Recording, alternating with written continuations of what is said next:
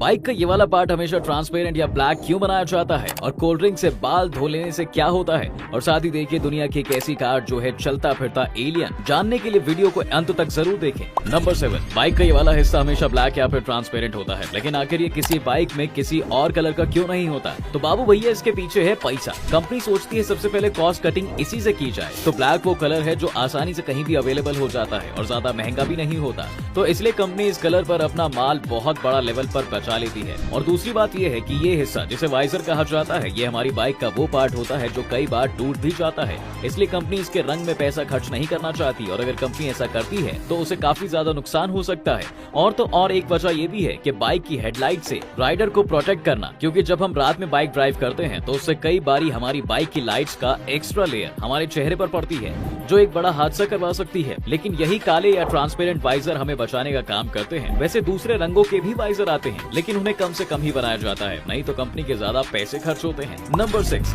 अगर आपने बाल शैम्पू की बजाय कोल्ड ड्रिंक से धो लिए हैं तो क्या होगा? अब आप कहेंगे कि क्या बकवास बात है, भला हम ऐसा क्यों करेंगे? तो भाई लोग सुनो, आज से कुछ टाइम पहले वेस्टर्न कंट्रीज में ये ट्रेंड बहुत बड़े लेवल पर वायरल हुआ था। यानी वहाँ के लोग अपने बाल कोल्ड ड्रिंक से धोते थे और ज्ञान दे रहे थे कि ऐसा करने से बाल चमक जाते हैं, पर यही सबसे बड़ी उनकी गलती थी, क्योंकि जब इन लोगों ने ऐसा किया तो लोगों को डैंड्रफ, हेयर फॉल और एलर्जी जैसी दिक्कतों का सामना करना पड़ा, और फिर होता है टकलापन। तो आप देख लो कि आपको ये वाला एक्सपेरिमेंट करना है या फिर नहीं। नंबर 5, अगर आप गाड़ी में पेट्रोल भरवाते भरवाते थक गए हैं तो इससे अच्छा ऑप्शन जल्द मार्केट में आने वाला है। जी हाँ, अब गाड़ी चलाने के लिए पेट्रोल या डीजल की जरूरत नहीं होगी, ना ही इसे बिजली से चार्ज करने की जरूरत पड़ेगी। अमेरिकी ईवी स्टार्टअप कंपनी एप्ट्रा ने एक सोलर कार पेश की है जो कोई मिल गया कि जादू की तरह सूरज की रोशनी से चार्ज होगी।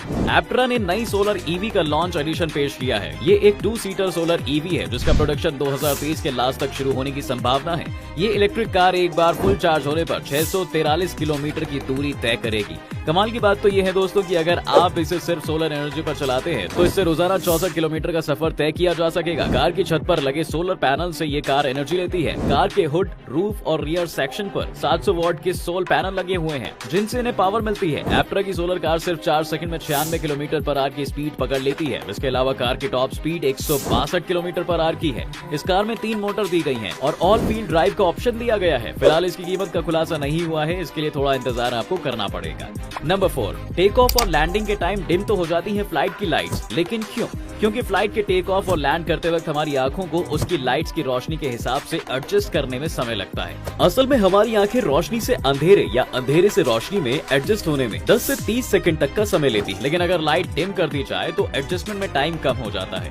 अक्सर कई बार टेक ऑफ या लैंडिंग के वक्त ही हादसे ज्यादा होते हैं, इसलिए भी प्लेन में पहले ही लाइट्स डिम कर दी जाती हैं, जिससे इमरजेंसी दरवाजों और एग्जिट की लाइटिंग पैसेंजर्स को आसानी से दिखाई दे, क्योंकि इन गेट्स पर डिम लाइट में चमकने वाले रिफ्लेक्टर्स लगे होते हैं। नंबर 3, अगर आपकी भी याददाश्त घट रही है तो इसे एक खास तरह के हेलमेट से कंट्रोल किया जा सकता है। इसे पहनकर मेमोरी को काफी हद तक बेहतर किया जा सकेगा। असल में इस खास तरह के हेलमेट को इंग्लैंड के डरहम यूनिवर्सिटी के वैज्ञानिकों ने तैयार किया है। जी हाँ, वैज्ञानिकों का कहना है इस हेलमेट की मदद से उन सीनियर सिटीजन की कम होती याददाश्त को घटाने से रोका जा सकेगा जो डिमेंशिया यानी भूलने की बीमारी से जूझ रहे हैं। बस करना ये है कि किसी को भी ये हेलमेट मात्र 6 मिनट तक पहनना होगा। जब मरीज इसे पहनता है तो हेलमेट से निकलने वाली इंफ्रारेड रेज मरीज के दिमाग के अंदरूनी हिस्सों तक पहुंचती हैं और अपना असर छोड़ती हैं। ये रेज ब्रेन के डैमेज सेल्स को रिपेयर करती हैं और मरीज को धीरे धीरे कम होती मेमोरी से राहत मिलती है। ये हेलमेट ब्रेन के ब्लड सर्कुलेशन को भी बेहतर बनाने का काम करती है। इस वजह से ब्रेन के सेल्स तक ज्यादा ऑक्सीजन पहुंचती है, इसलिए मेमोरी बढ़ जाती है।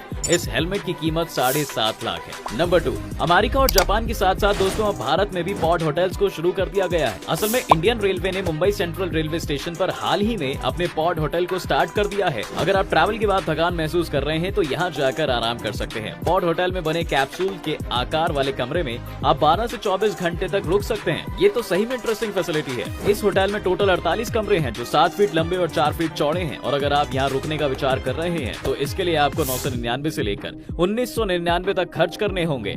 नंबर 1, फरोख टनल नंबर 33। शायद आपने इसका नाम तो सुना हो। ये दिल्ली शिमला के रास्ते में है, लेकिन इसके बाद आने वाला हूँ वो आपको हिला के रख देगी। असल में टनल का इतिहास एक सच्चे और ईमानदार विदेशी इंजीनियर के खून से रंगा हुआ हुआ है, जो अपनी कड़ी मेहनत और परफेक्ट काम के लिए जाना चाहता था, लेकिन उसे अपनी एक छोटी सी गलती की कीमत अपनी जान से चुकानी पड़ी, वो भी अपनी मर्जी से। इस टनल के आसपास रह रहे लोगों का कहना है कि वो इंजीनियर आज भी यहाँ मौजूद है, यानी आप ये कह सकते हैं कि ये एक हॉरर टनल है। लेकिन उसने सुसाइड किया क्यों? तो हुआ कुछ ऐसा दोस्तों, उससे टनल का काम टाइम पर कंप्लीट नहीं हो पाया था, तो इसी बात से परेशान होकर उसने अपनी जान दे दी और तब से लेकर आज तक उसकी आत्मा इस टनल के आसपास घूम रही है।